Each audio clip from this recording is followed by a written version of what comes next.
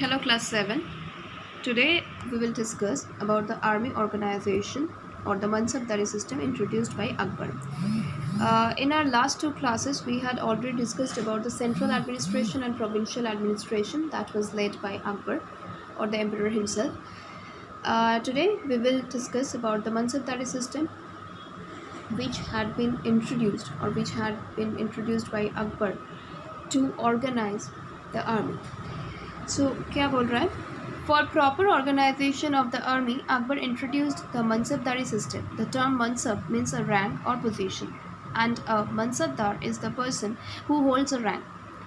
तो सबसे पहले हम लोगों को समझना पड़ेगा what is Mansabdari system, because to organize the army, Akbar introduced this kind of new system which is known as Mansabdari system. So what does the word Mansab means? Mansab मतलब क्या है? Mansab मतलब है rank or position.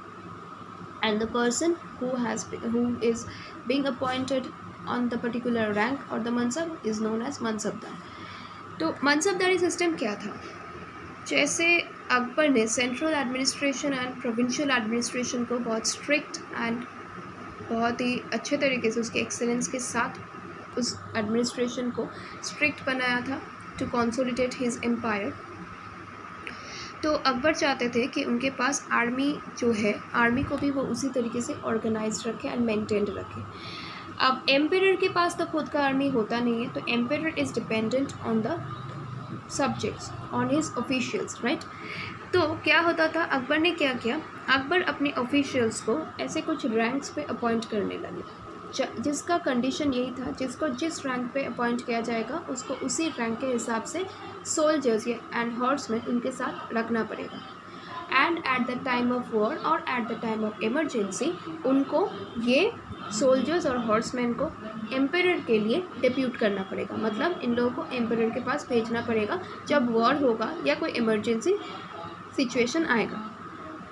बदले में मनसबदार को क्या मिलता था? मनसबदार को बदले में जागीर मिलता था, मतलब लैंड मिलता था. तो पर्टिकुलर उस लैंड से जो लैंड रेवेन्यू कलेक्शन होता था, तो उस रेवेन्यू का कुछ परसेंटेज एज अ सैलरी मनसबदार को मिलते थे. So basically there was the condition that कि मनसबदार को एम्परर को army and soldier and horseman देना पड़ेगा, उसके बदले में एम्परर उन लोगों को लैंड जागीर मतलब जागीर देगा, जिस जागीर से कुछ लैंड रेवेन्यू का कुछ हिस्सा उनको एज अ सैलरी मिलेगा. तो ये था कंडीशन. सो लेट्स स्टार्ट और let's study about the characterisations of Mansabdari system और the characteristics of Mansabdari system.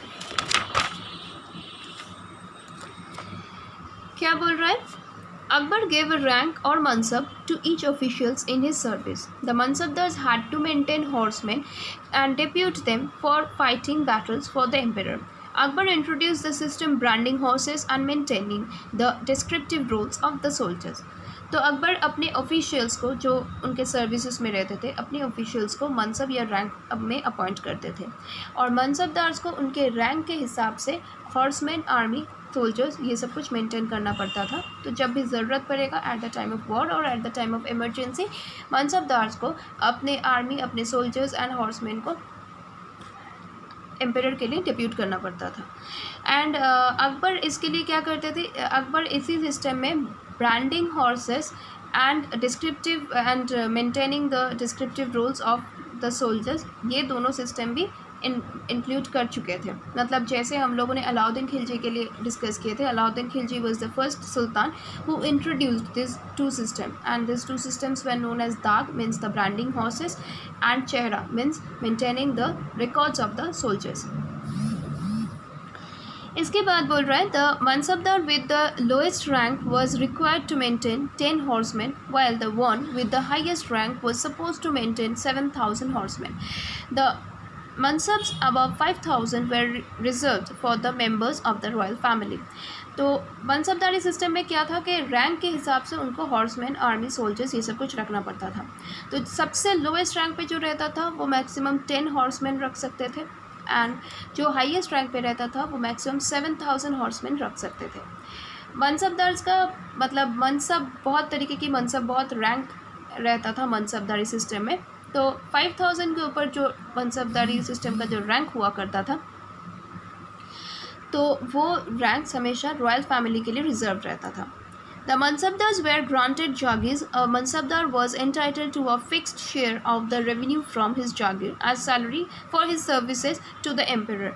जैसे मैंने तुम लोगों को बताया, मनसबदार्स को जागीर दिया जाता था और उस जागीर से जितना लैंड रेवेन्यू कलेक्शन होता था उस लैंड रेवेन्यू का एक हिस्सा एज अ सैलरी मनसबदार्स को मिलते थे उन लोगों की सर्विस के लिए.